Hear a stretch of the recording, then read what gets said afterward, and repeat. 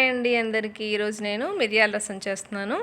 దానికి కావాల్సిన పదార్థాలు చింతపండు నానబెట్టుకున్నానండి, 2 మీడియం సైజ్ టమోటాలు బాగా పండిన తీసుకున్నాను, జీలకర్ర మిరియాలు ఒక్కొక్క స్పూన్ తీసుకున్నాను, వెల్లుల్లి కూడా. అలాగే ఇప్పుడు మిక్సీ జార్ తీసుకున్నాను. మిక్సీ జార్లో మిరియాలు, జీలకర్ర, వెల్లుల్లి 3 వేసుకోవాలి. దాన్ని ఇలా మిక్సీ పట్టుకున్నాను. అది పూర్తిగా మెత్తగా సాఫ్ట్గా చేసుకోవద్దండి, కొంచెం పలుకులుగా ఉండాలి.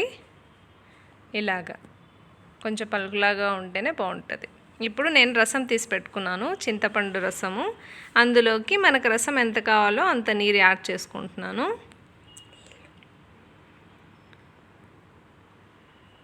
తర్వాత ఈ చింతపండు పులుసులోకి నేను ఒక 1/2 స్పూన్ వేసుకున్నాను, రాళ్ళ ఉప్పు వేసుకున్నానండి.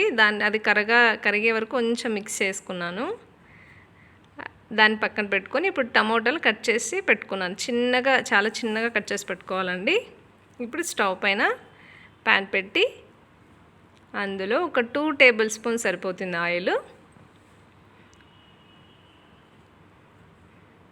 2 టేబుల్ స్పూన్ వేసుకున్నాను. తర్వాత ఇందులోకి జీలకర్ర, ఆవాలు, ఎండుమిర్చి కూడా వేసుకోవాలి. ఇది కొంచెం జీలకర్ర ఆవాలు కొంచెం ఫ్రై అవ్వాలి. కొంచెం ఫ్రై అయిన తర్వాత ఎండుమిర్చి ముక్కలుగా చీల్చి వేసుకోవాలి ఇలాగా.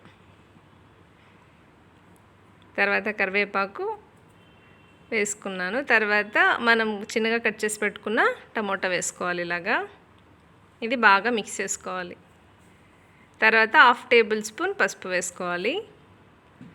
పసుపు కూడా బాగా కలిసేలాగా మిక్స్ చేసుకోవాలి ఇలాగా.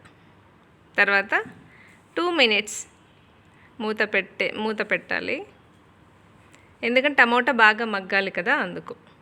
ఇప్పుడు 2 మినిట్స్ అయిన తర్వాత చూస్తున్నాను, చూడండి సాఫ్ట్గా అయిపోయింది టమోటా. ఇలా సాఫ్ట్గా అవ్వాలి ఇలాగ. ఒకవేళ ఎక్కడైనా గట్టిగా ఉన్నట్టయితే మీరు స్పూన్తో అలా స్మాష్ చేసుకోవచ్చు. ఇలా బాగా స్మాష్ అయిన తర్వాత మనం తీసి పెట్టుకున్న చింతపండు పులుసు ఉంది కదా, అందులో యాడ్ చేసుకోవాలి. నేను హాఫే వేసుకుంటున్నానండి, ఎందుకంటే పులుపు చూసుకొని వేసుకోవాలి కదా, అందుకు. తర్వాత దానికి తగినంత నీళ్లు వేసుకోవాలి. మనకు రసం ఎంత కావాలో అంత క్వాంటిటీ. ఇప్పుడు ఇందులో రసం పౌడర్ కొంచెం 1/2 టేబుల్ స్పూన్ వేసాను, ఎందుకంటే సాల్ట్ వేయలేదండి, ముందే నేను చింతపండు పులుసులోకి వేసాను కదా, అందుకు వేయలేదు. తర్వాత మనం మిక్సీ చేసుకున్న మిరియాల పొడి ఉంది కదా, అది దాంతోపాటు కరివేపాకు రెబ్బలు వేసుకొని ఇలా మిక్స్ చేసుకోవాలి. చూసారా, అబ్జర్వ్ చేసారా, రసం బాగా బాయిల్ అయ్యేటప్పుడు లాస్ట్లో వేసాను, అప్పుడే దీని ఫ్లేవర్ బాగుంటుంది. మీరు కూడా తప్పకుండా ట్రై చేయండి. ఏంటబ్బా కొత్తిమీర వేయలేదు అనుకుంటున్నారా? సారీ అండి, ఇంట్లో అయిపోయింది, నెక్స్ట్ టైం చేసినప్పుడు వేస్తాను. కరివేపాకుతో ట్రై చేయండి ఒకసారి, చాలా బాగుంటుంది. సో ఒకసారి మూత పెట్టి తీద్దాం. సో ఇలా అయిన వెంటనే మనం గ్యాస్ కట్టేసుకోవాలి, అంతే. చూడండి మన రసం రెడీ. ఘమ్మని స్మెల్ వస్తుంది. సో రసం రెడీ.